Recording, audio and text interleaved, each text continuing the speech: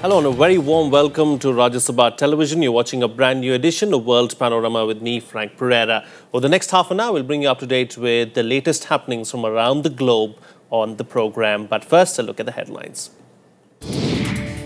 22 Arab states join hands to tackle the growing crisis in the Middle East, agreed to form unified military force. Saudi Arabia continues to pound Houthi rebels in Yemen, even as Egypt moots ground assault. Stunning twist to the Germanwings air crash in French Alps. Prosecutor says co-pilot destroyed the plane deliberately. Black box recordings reveal the pilot was locked out of the cockpit. Two-day border talks between India and China held in Delhi. Both sides agreed to maintain peace while working on resolving boundary dispute. US and Iran begin final round of nuclear talks before deadline. Crisis in Yemen casts a shadow of proceedings in Rausan, Switzerland. US media reports suggest Israel spied on talks. White House upset over allies snooping. And golf legend Jack Nicklaus awarded the Congressional Gold Medal, joins Palmer as the only other golfer and just one of 7 athletes to be awarded the gold medal.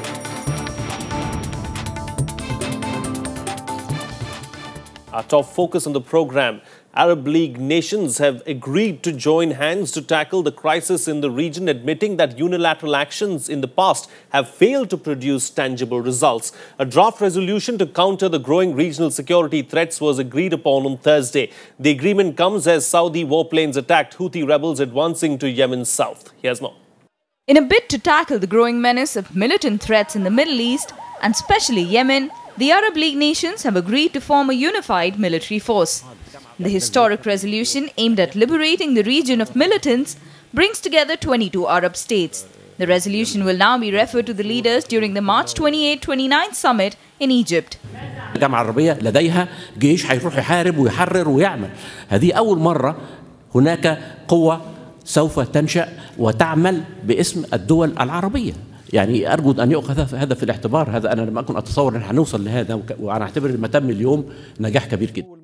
The idea was first floated by Egyptian President Abdel Fattah el-Sisi. He has also extended an invite to Yemeni President Mansour Hadi to attend the Arab summit. Hadi is believed to have fled to Saudi Arabia's capital Riyadh after Houthi rebels reached the city of Aden, his seat of power. Saudi Arabia's military intervened with airstrikes to confront the rebels in Yemen, but they have not ruled out ground operations inside Yemen if needed. حاليا ليس في المراحل الحالية أي تخطيط لعمليات قوات برية، ولكن لو استدعى الأمر فالقوات البرية السعودية جاهزة وقوات الدول الصديقة والقوى الشقيقة جاهزة وسوف يرد أي عدوان من أي نوع. United Nations has called on all member states to refrain from taking any actions undermining Yemen's sovereignty. The Security Council also called on all member states to refrain from external interference, which seeks to foment conflict and instability, and instead to support the political transition. The Secretary-General reminds all parties involved of their obligations under international humanitarian law to ensure the protection of civilians. Angry Houthi followers and supporters of the former president Ali Abdel Saleh called for protest against the Saudi attacks. The last few days have seen a major escalation of violence in Yemen. The dangers facing the region have perhaps never seemed starker. Strikes and counter-strikes from all sides have resulted in mass destruction. Bureau Report, Rajya Sabha TV. Joining me for a chat on the program this week is former diplomat, Mr. Jayant Prasad. Ambassador Prasad, thank you for joining me on the program. You're welcome. You know, the situation in Yemen seems to be deteriorating day by day. Saudi Arabia has carried out airstrikes against the Houthi rebels, but that has not deterred them. They continue to advance. So Saudi Arabia has had to resort to some last resort measures to try and evacuate the diplomats present there in Aden. So do you see the situation escalating further? Definitely. I think Yemen is teetering on the brink of disintegration. And this is not the first time Saudi Arabia has intervened in Yemen, because there was a Shia uprising in Yemen in 2004, and Saudi planes were deployed and some Saudi military advisors were on ground. This time, what is to be seen is whether Saudi Arabia backs up its resolve to actually get engaged in quelling the situation on the ground by deploying its troops. Yes. That is yet to be seen. Do you see that happening? Do you think that it is eventually going to happen? Because the advance has not been stopped. The Houthi advance has not been stopped just by the airstrikes. Absolutely. And the Houthi advance has been quite remarkable because you recall on the 22nd of January, the president, the prime minister, and the cabinet resigned in Sana'a. And then in mysterious circumstances, the president managed to escape from Sana'a, some say in a frozen meat truck.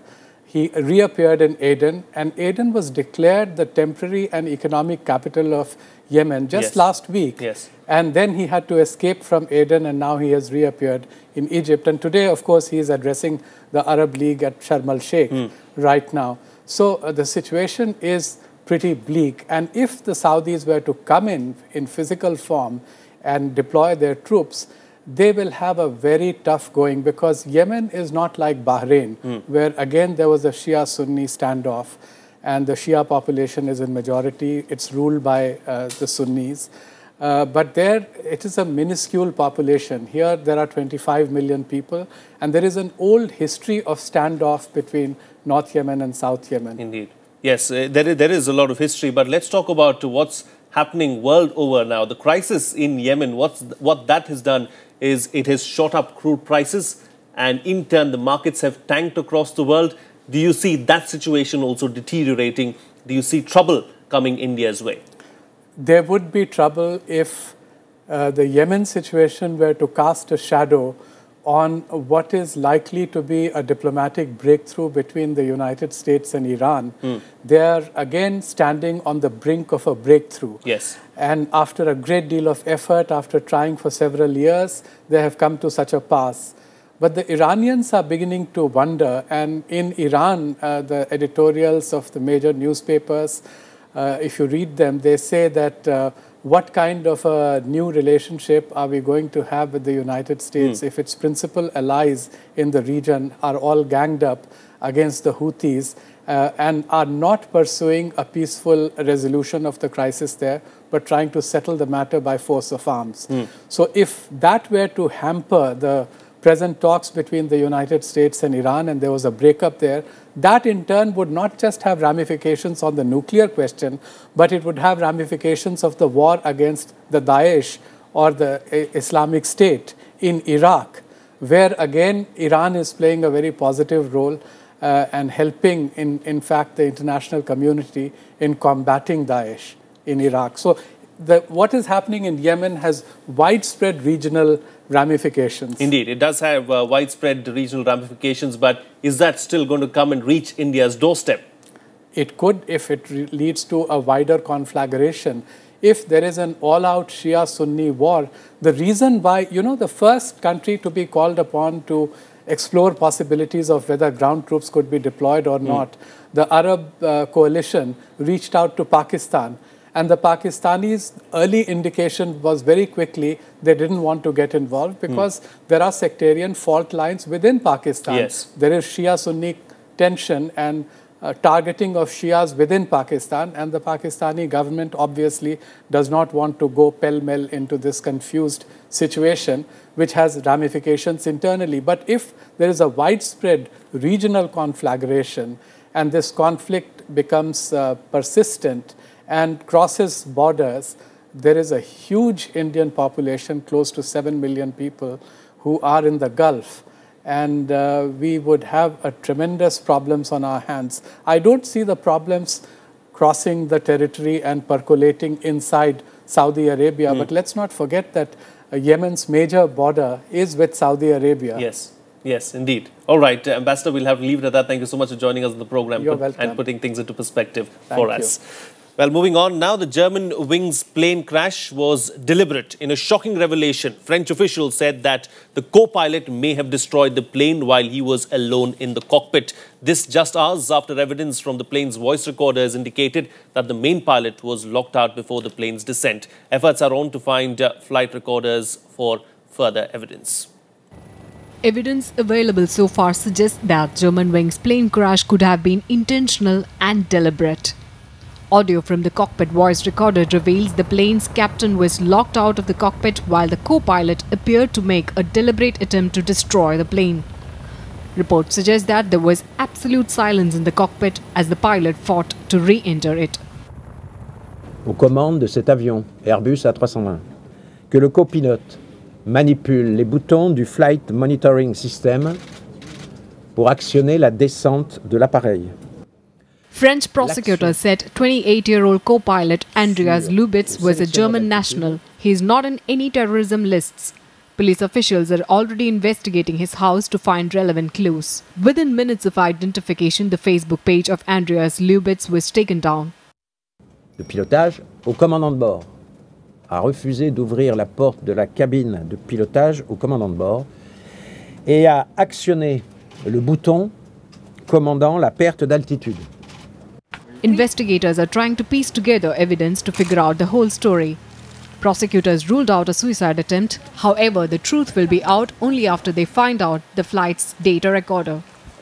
T'envoies ce type de site, ces dommages, bon, certes éparpillés sur une zone qui paraît assez grande, mais qui sont réduits en des débris de toute petite taille, ça n'est pas du tout caractéristique d'un avion qui a explosé en vol. Wirken an der Auswertung des Voice Recorders mit und haben uns bestätigt, dass der Kapitän wohl das Cockpit verlassen. Some human remains were also recovered from the site, but many have not. Ice-cold weather conditions are hampering the search. The bodies will be handed over to the relatives only after a DNA test. The Germanwings plane from Barcelona to Düsseldorf crashed on the foothills of French Alps just few days before, killing all 144 passengers and 6 crew members after an 8-minute descent. The German parliament held a minute's silence on Thursday for the victims of the crash. Bureau Report, Rajya Sabha TV. Moving on now, a delegation led by China's State Councillor Yang Jiechi met Prime Minister Narendra Modi on Tuesday. The meeting came on the day after the two nations agreed to maintain peace and tranquility along their Himalayan border while they work on resolving a long-festering boundary dispute. China's State Councillor Yang Jiechi and National Security Advisor Ajit Doval concluded the 18th round of border talks to resolve the long-festering boundary dispute. The talks are aimed at fixing a dispute over the border that divides Asia's largest nations, part of a push to make progress on the festering row before Prime Minister Narendra Modi visits China. China's foreign ministry released a statement stating that both nations will build on the results of previous negotiations and push forward in the correct direction. The talks are the first since Modi took office as Prime Minister. India is keen to resolve the dispute that has clouded rapidly expanding commercial links. Any progress is expected to throw a positive light on Modi's expected visit to Beijing in May. China claims over 90,000 square kilometers disputed by New Delhi in the eastern sector. India says China occupies 38,000 square kilometers of its territory on the Aksai Chin Plateau in the west as well. In September, the two armies faced off in the Ladakh sector just as Chinese President Xi Jinping was visiting India for the first summit talks with Modi. Bureau Report, Rajya Sabha TV. Well, it's time for a short break now, but still to come. US media reports suggest Israel spied on the nuclear talks between the US and Iran, but Israel denies the reports. We'll tell you all about it on the other side. Stay tuned. We'll be right back.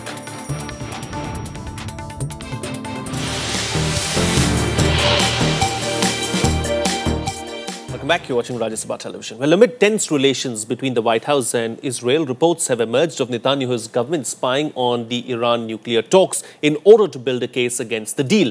Although Israel has denied the charges, the espionage allegations are just the latest in a series of incidents that have damaged Israel's relationship with the White House. Here's more.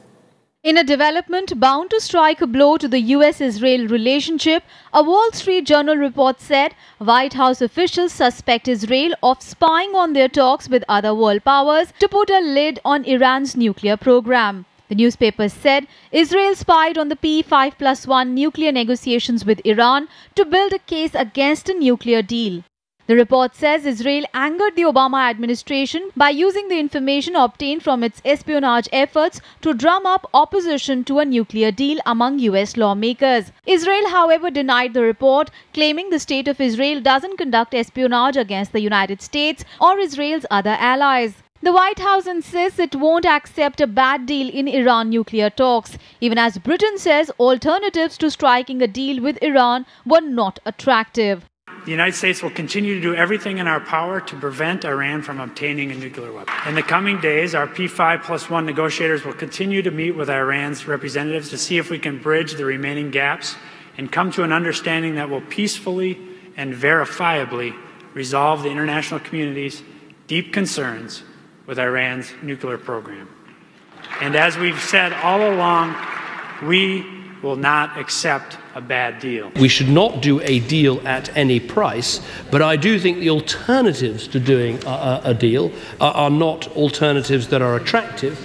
And frankly, they're not attractive for Iran. The sanctions that we put in place, and Britain led the charge in Europe, has done such damage to Iran that it's in their interest to conclude a deal.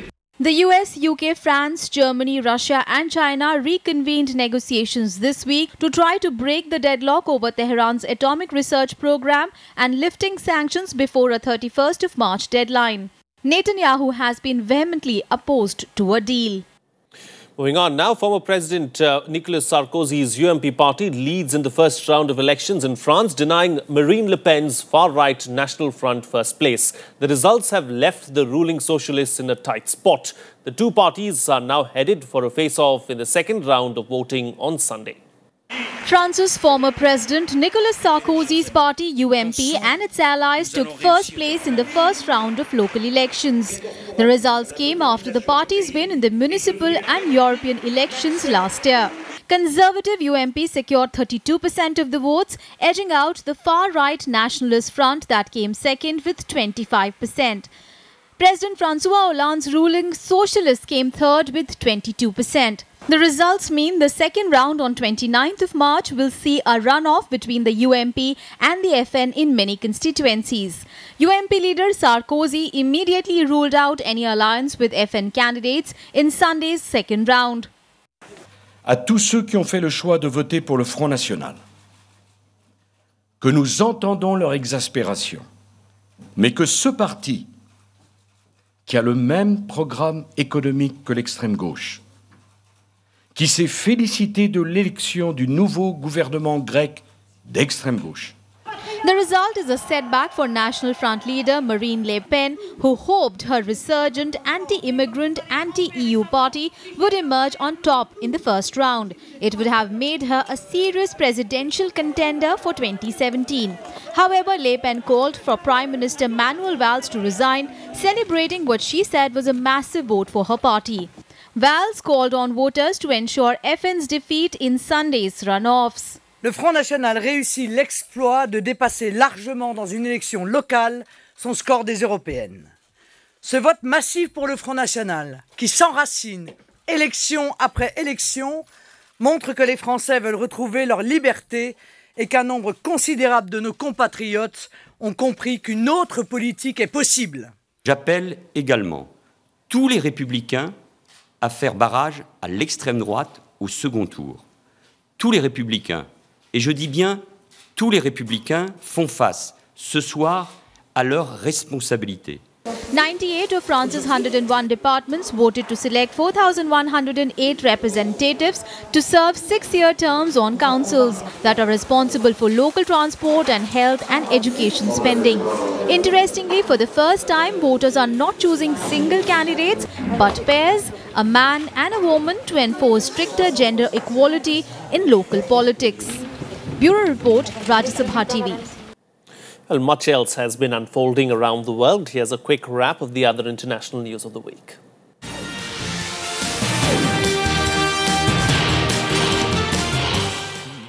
Sri Lanka's President Maithripala Sirisena on Thursday met with his Chinese counterpart Xi Jinping in Beijing. Sirisena's 6-day visit to China is aimed at ending a stalemate over China's biggest investment project in the island nation that has been suspended over allegations of wrongdoing. Lanka has assured China that it will provide a favourable business environment. The talks kicked off Sri Sena's first visit to China since he took office in January and made a trip to India recently. The two leaders also oversaw signing of agreements on infrastructure and healthcare development. Newly appointed Afghan President Ashraf Ghani will be making his first trip to India next month. The visit is seen as an opportunity to address India's concerns regarding Afghan's recent interactions with Pakistan. Responding to the issue, Afghan Chief Executive Officer Abdullah said their interactions are an attempt to clamp down on terrorists. He also noted New Delhi's assistance towards the stabilization of Afghanistan and also to meet its development needs. India is the 5th top donor country for Afghanistan. Russian Telecom Minister Nikolai Nikiforov met Minister of State for Information and Broadcasting Rajyavardhan Singh Rathore on Wednesday. Both India and Russia agreed to strengthen ties in the information and broadcasting sector with an exchange of media personnel and cooperation in the social media space. India also agreed to start a students' exchange program with Russia. Rathore said both countries have much to learn from each other as India is the largest democracy and Russia has an international television network presence. At least 19 people were injured after an explosion caused 2 buildings to collapse in New York City. On Thursday afternoon, more than 200 firefighters converged to battle the resulting blaze that affected 4 buildings. Mayor Bill de Blasio said there were no reports of missing persons. Officials said they believe work was being done to the building's gas utilities before the blast. The explosion triggered a fire in a building that houses several restaurants. The blaze then quickly spread to adjacent buildings. Thousands of people gathered at the Singapore's Parliament House to pay their last respects to late Prime Minister Lee Kuan Yew. The casket carrying Lee's body was moved into Parliament on Wednesday. Lee's body was kept there till Saturday, after which the casket was moved to a cultural centre for the funeral ceremony. Officials are finding it difficult to control the queues as people are pouring in from across the world to pay tribute to Singapore's founding father. His funeral will be held on Sunday.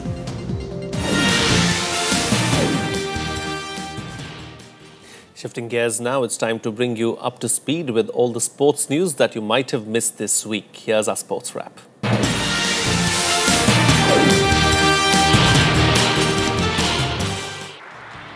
Golf legend Jack Nicklaus was awarded the Congressional Gold Medal on Tuesday, the highest civilian honor the US Congress can bestow. Nicklaus has won a record 18 majors and 73 PGA Tour events in his career. He was awarded the Presidential Medal of Freedom, the executive branch equivalent of the Congressional Gold Medal by George W. Bush in 2005. He joins Palmer as the only other golfer and just one of 7 athletes to earn the Congressional Gold Medal. Brazil recorded their 7th successive victory since their 2014 World Cup humiliation as they came from behind to beat France in Paris in an international friendly. Rafael Varane powerfully headed in to put the French ahead. But Oscar equalized when he linked up with Roberto Firmino and poked the ball past France's goalkeeper Steve Mandanda. Neymar made it 2-1 as he collected Willian's pass and shot past Mandanda before Luis Gustavo headed in a third. The victory maintains Dunga's 100% record since he took charge of Brazil for a second time in July. Michel Platini was re-elected as the UEFA president for the 3rd term on Tuesday. The 59-year-old, who will serve for another 4 years, hailed European soccer's governing body to be the best but criticized FIFA's scandal-plagued leadership. The Frenchman expressed disappointment over the running of the World Football governing body FIFA, adding that UEFA will not back its president Sepp Blatter this time. 6-time Olympic gold medalist Usain Bolt will compete in the New York Diamond League on June 13th. The Jamaican sprint superstar set his first 100 meters world record by clocking 9.72 seconds at the ICANN Stadium in New York on May 31, 2008. Bolt, who is the current 100 and 200 meters record holder, said that no one could ever forget their first world record, adding that he would never forget the crowd in New York that night. The New York meet will act as a build-up to Bolt's preparation for the Jamaican Championships in late June, the qualifying meet for this year's World Championships. Moving on now, here's a look at what's creating a buzz in the world of show business. Here's our entertainment roundup.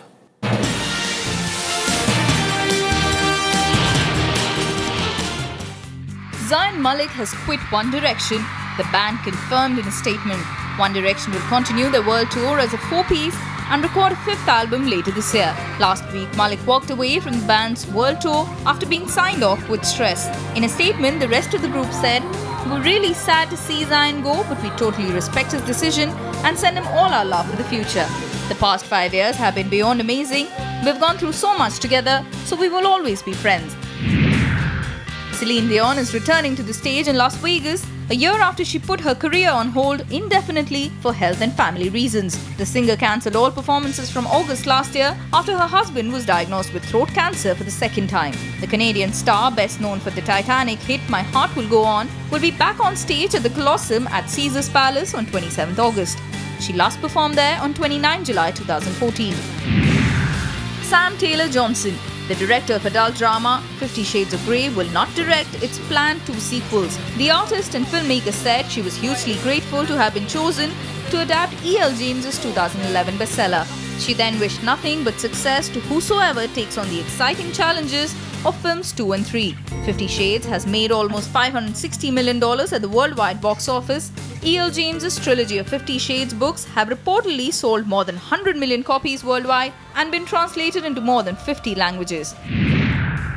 The Thick of It creator Armando Iannucci is adapting a new version of Charles Dickens's David Copperfield for the big screen. The film is still in the early stages of development, but the creators of the film said it would be a fresh take on the novel. The movie was announced as part of BBC Film's 25th anniversary celebrations.